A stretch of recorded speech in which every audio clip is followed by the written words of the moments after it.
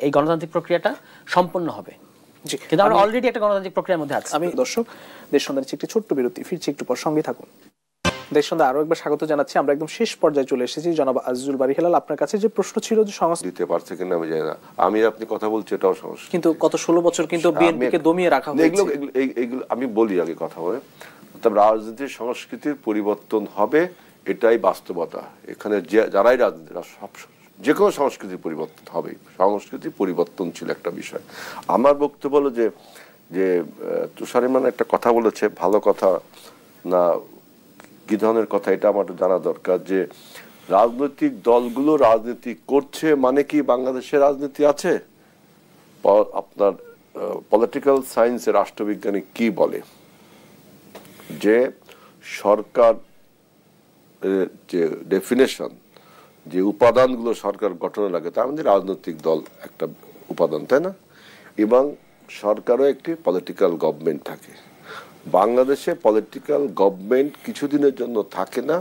আমাদের দীর্ঘদিনের খাসলতের কারণে আমরা একটা বন্ধ ব্যবস্থা করেছি যে একটা নন পলিটিক্যাল গভর্নমেন্ট, অর্থাৎ একটা নিউট্রাল লোক যারা পলিটিক্যাল বিবর্জিত, যদিও পলিটিক্যাল বিবর্জিত কোনো লোক হতে পারে না। অ্যারিস্টটলের থিওরি তারই ভুল হয়ে যায় যে মানুষ মাত্রই রাজনৈতিক একটা সচেতন মানুষ, তাই না?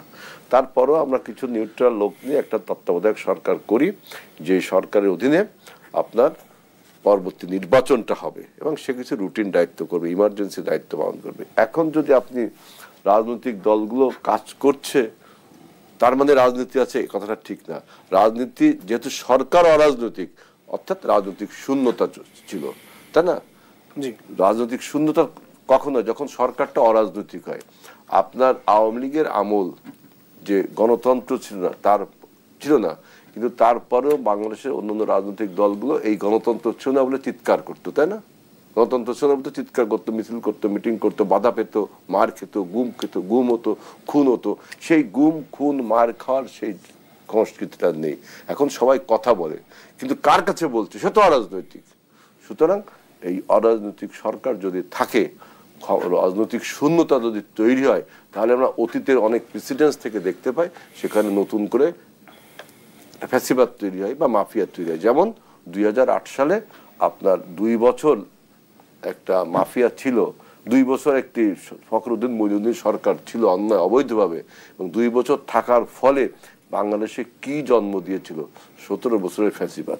আর এই সরকার আপনার গত 6 মাসে এখনো নির্দিষ্ট করে বলতে পারেনি তাদের ক্ষমতার মেয়াদ কতটুকু। এটা কোনো সিদ্ধান্ত হলো? ক্ষমতার মেয়াদ, তাদের মেয়াদ রাজনৈতিকভাবে তারা কতদিন ক্ষমতায় থাকবে। নির্বাচন কবে হবে? 2টো ডেট দিয়েছে, তাই না? 2টো ডেট দিয়েছে, যে ডেটটাকে পলিটিক্যাল পার্টিগুলো ক্রিটিক্স করছে যে অনেক লম্বা সময় দিয়েছেন আপনি, এর আগেই করা যায়। আর যেহেতু আপনি একটা দুর্বল এবং অদক্ষ এবং অনভিজ্ঞতার সরকার, আপনি এত লম্বা সময় নিয়ে ক্ষমতায় থাকলে আর এদেশে আরো অনেক তর্ক বিতর্ক হচ্ছে। সুতরাং আপনি এখনো আপনার মেয়াদ কতদিন হবে আপনি পরিষ্কার করতে পারেননি।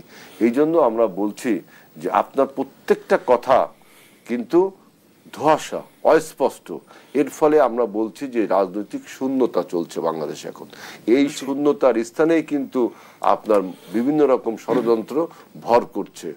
আমরা তো 31 দফা সংস্কার প্রস্তাব দিয়েছি এবং সরকারও তার 14টি কমিশনের 4টা না 5টার কমিশনের কিন্তু রিপোর্ট অলরেডি জমা হয়ে গেছে, 6টার কমিশন অলরেডি জমা হয়ে গেছে। তাহলে এই রিপোর্টগুলো নিয়ে দ্রুত কেন আপনার রাজনৈতিক দলগুলোর সাথে বসছে না?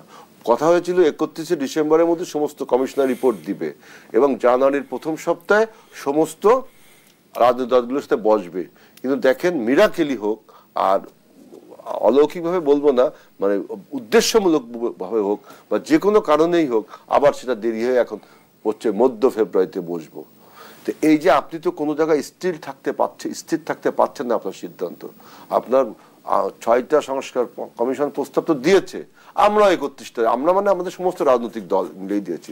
এইগুলো নিয়ে খুব দ্রুত যদি কোন জায়গায় সংস্কার করে, মানে সিস্টেম চেঞ্জ করে নির্বাচন কমিশনকে স্ট্রেনদেন করে নির্বাচনটা দিতে হতে পারে। নির্বাচন দিতে কি লাগে? কারণ ভোটার লিস্ট হালনাগাদ করা আর ডিলিমিটেশনের একটা সমস্যা, তাই না?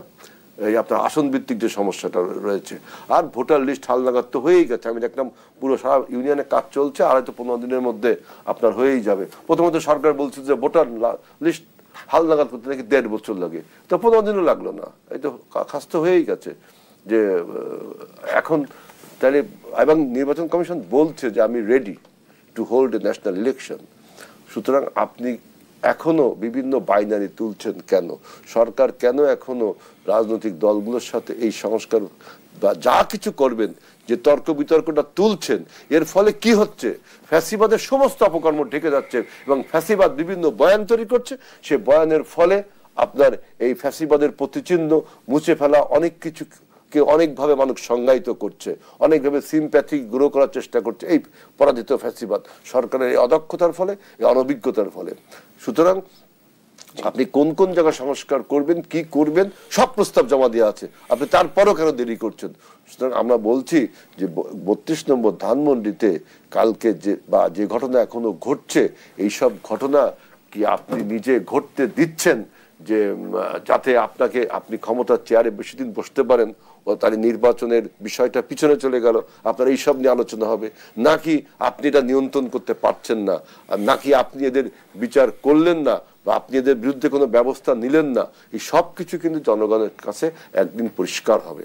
এই জন্য আমরা বলছি, শেষ কথা কি বলবেন? আমাদের শেষ কথা হলো যে এই সমস্ত বাইনারি না তুলে, নির্বাচনের মুখোমুখি কোনো কিছু দাঁড় না করিয়ে, গণতন্ত্রের মুখোমুখি কিছু না দাঁড় করিয়ে, আমি তো বলছি যে বৈষম্য বিরোধী আন্দোলন হয়েছিল কারণ দেশে বৈষম্য ছিল। বৈষম্য কেন ছিল? গণতন্ত্র ছিল না। সেই গণতন্ত্রের পথে উত্তরণের জন্য আপনাকে অতি বিলম্বে ও অনতি বিলম্বে রাজনৈতিক দলগুলোর সাথে আলোচনা করে নির্বাচনের পথে হাঁটতে হবে। জি, ধন্যবাদ। সংস্কৃতির পরিবর্তন কতটা আমরা দেখতে পারবো আগামীতে? হ্যাঁ, পলিটিক্যাল কালচারের চেঞ্জ হতে হবে এবং রাজনৈতিক দলগুলোর কাউন্সিল নিয়মিত হতে হবে, দলের মধ্যে গণতন্ত্র থাকতে হবে। আমরা একটা গণতান্ত্রিক রাষ্ট্র যাচ্ছি, কিন্তু রাজনৈতিক দলগুলোর মধ্যে গণতন্ত্রের চর্চা নাই, তাহলে কিভাবে আমরা গণতান্ত্রিক রাষ্ট্র পাবো? আর একটা দলীয় সরকার ক্ষমতায় থাকলেই রাজনৈতিক মানে আবহ থাকে, আদারওয়াইজ থাকে না, এটা ঠিক না। বরং আপনার দেখতে হবে যে মাঠে রাজনীতি আছে কিনা। আমি দেখতে পাচ্ছি যে মাঠে অন্য যে কোনো সময় তুলনায় রাজনীতি আছে। আর নির্বাচন নিয়ে যে মানে কনফিউশন, নির্বাচনীয় কনফিউশনের কোনো সুযোগ নেই। নির্বাচন হ্যাঁ, এই যে 111 ঘটে বাংলাদেশে, এবং চাইলেই নির্বাচনের নাম দিয়ে কোনো সরকার এসে এবং লম্বা সময় থাকতে চায়, এটা ঘটতে পারে। কিন্তু বাংলাদেশের সাংবিধানিক ক্ষমতার একটা বিশেষ ধরন আছে, সেই কারণে এটা ঠিক করতে হবে। তখন রাজনীতি ছিল, এটা গণ অভ্যুত্থানের পরে গঠিত সরকার। আমরা বারবার বলেছি হ্যাঁ, এটা অনেক দুর্বল সরকার, কোনো সন্দেহ নাই, কিন্তু দুর্বল তো হবেই। আপনার সমাজে এই অভ্যুত্থান হওয়ার 5 মাস আগে গণ অভ্যুত্থান শব্দ উচ্চারণ করা যেত না, করলে মানুষ সন্দেহ করতো যে এই মনে নির্বাচন বানচাল করতে চায়। সুতরাং সেই দেশে এরকম দুর্বল সরকারই হবে, আমাদের এটা মেনে নিতে হবে। কিন্তু যেটা কাজ, টাস্ক, এই টাস্কগুলো সম্পন্ন হচ্ছে কিনা এটা দেখতে হবে। আমি দেখতে পাচ্ছি যে সরকারের দিক থেকে কোনো ধোঁয়াশা নাই। সরকার বলছে চার্টার করছি, রাজনৈতিক দলগুলোর সাথে বসছি, এবং তারা বসবে, এবং এই ডিসেম্বরে কিংবা, এবং এটা ইসিও বলেছে, নির্বাচন কমিশনও বলেছে। আচ্ছা, 15 দিনের মধ্যে ভাই যেটা বললেন যে আমি একটু দ্বিমত করতে চাই বিনয়ের সাথে, স্থানীয় সরকার নির্বাচন দিয়ে প্রমাণ করা উচিত যে তারা প্রস্তুত হয়েছে, তারপর আপনি জাতীয় নির্বাচন তো হবেই, ওই ডেডলাইনের মধ্যেই হবে। কিন্তু আগে আপনি পাইলটিং ভিত্তিতে 2-3টা জায়গায় স্থানীয় সরকার নির্বাচন দেন, আমরাও দেখি যে আসলে ইসি কতটুকু সক্ষমতা। অনেক রাজনৈতিক দল কিন্তু স্থানীয় সরকার নির্বাচন যাচ্ছে না, সরকার নির্বাচন কিন্তু তারা অনুষ্ঠিত করে। হ্যাঁ, মানে সরকারেরই উচিত। এখন এই প্রশ্ন আছে, ইসি তো আগের আইনে আছে, 2022 সালের আইনে। ওই আইন তো বিএনপি নিজে বিরোধিতা করেছিল, যে নির্বাচন কমিশন নিয়োগ যে আইনটা। তো নির্বাচন ব্যবস্থা সংস্কার কমিশন নতুন আইন প্রস্তাব করেছে, সেই আইনটার মধ্যে দিয়ে আবার ইসি পুনর্গঠিত হোক, তারপর রাজনৈতিক দলই আসলে সংস্কারের কথা বলছে। সব রাজনৈতিক দল, এই কারণে আমি বলছি যে বিএনপির এই সংস্কার প্রক্রিয়ার নেতৃত্ব দেওয়া উচিত। আমরা বিএনপির কাছে সেটা প্রত্যাশা করি। আর নির্বাচনের ব্যাপারে এটা